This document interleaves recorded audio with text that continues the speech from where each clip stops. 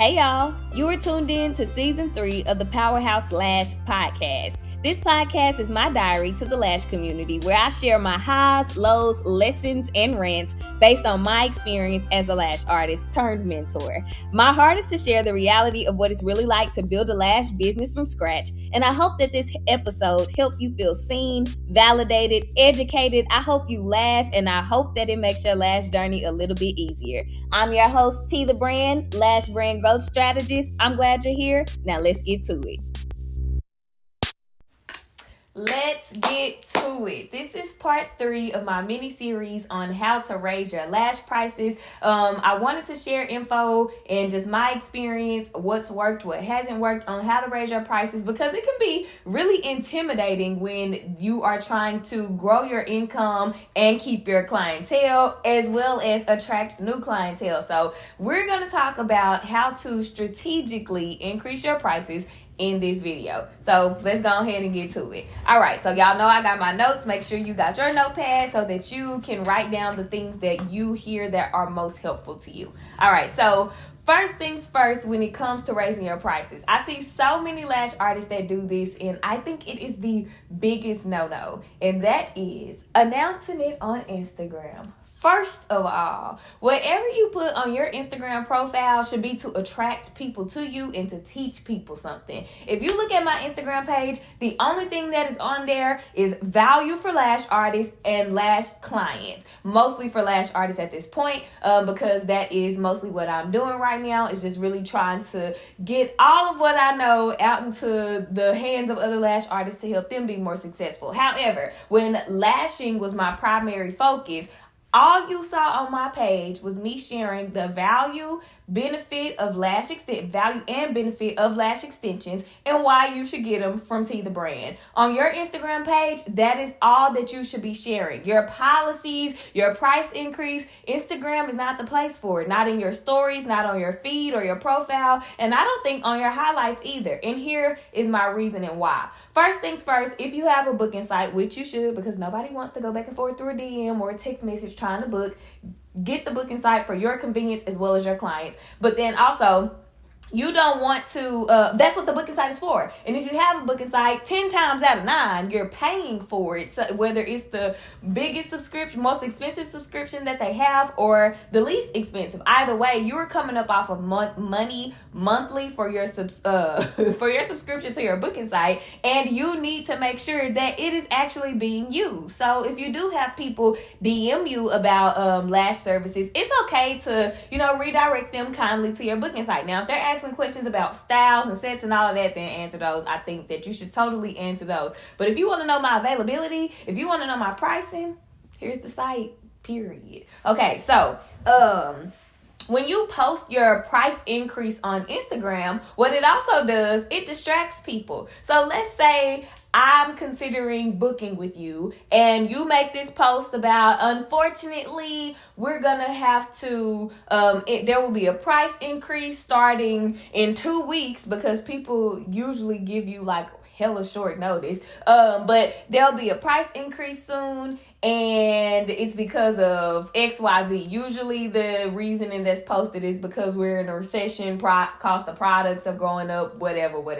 What that does is distracts people from wanting to book with you. Who knows if that person already feels like your current prices are too high, or who knows if they hadn't even looked at your prices yet, but they've been eyeing you and really like your work. Statistically, it takes somebody 7 times minimum to look at your profile before they even consider booking with you. So let's say this is time number 7 that I'm coming to your page, and I'm like, okay, like these lashes, and then I see that the price is going up. That's a turnoff. I just got distracted also. So another thing that you don't want to do is have that as a distraction or a turn off, as I said, to your potential client. So I recommend not posting your increase on social media. Nobody needs to know that. Nobody needs to see that. Price it. All people are seeing when you really stop and think about it is, I'm about to have to pay more money for this service. And that's not what you want people to think around you raising your prices. So my recommendation is for you to change the price on your site,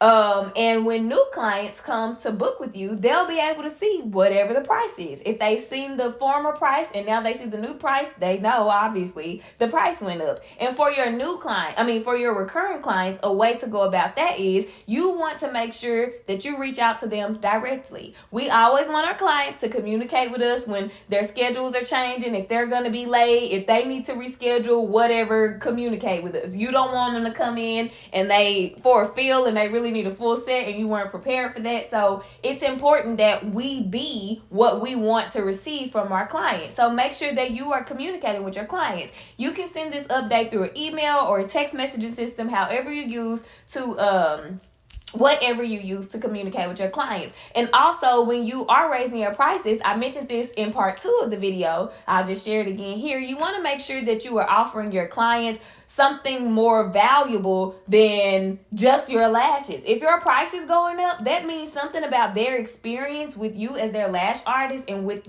them coming to you for an appointment needs to change. Whether if it's updating your space or upgrading your space, if you're changing the space that you're lashing from, if you're offering them something new with their services, whatever it is, they need to be getting something new when you are increasing your prices. And in your communication to them, you should let them know this is what you'll be receiving in addition to or with included in this price change, whatever. So yeah, I think that making sure that you keep your Instagram and your social media profiles clean and straight to the point, keep people engaged, that's what's gonna really help you combat people seeing the price increase and then choosing not to come, versus if they were to go on their own and see it, whatever the new price is, that might not seem expensive to them, or they may feel like it's reasonable or doable for their budget and their lifestyle. However, you saying the price went up, that's a little like, I don't know, because who likes the price of things going up? How do you feel when the price of your favorite things go up? And I think a lot of times we get so caught up in being the boss. Well, let me take my quotes out for the YouTube people,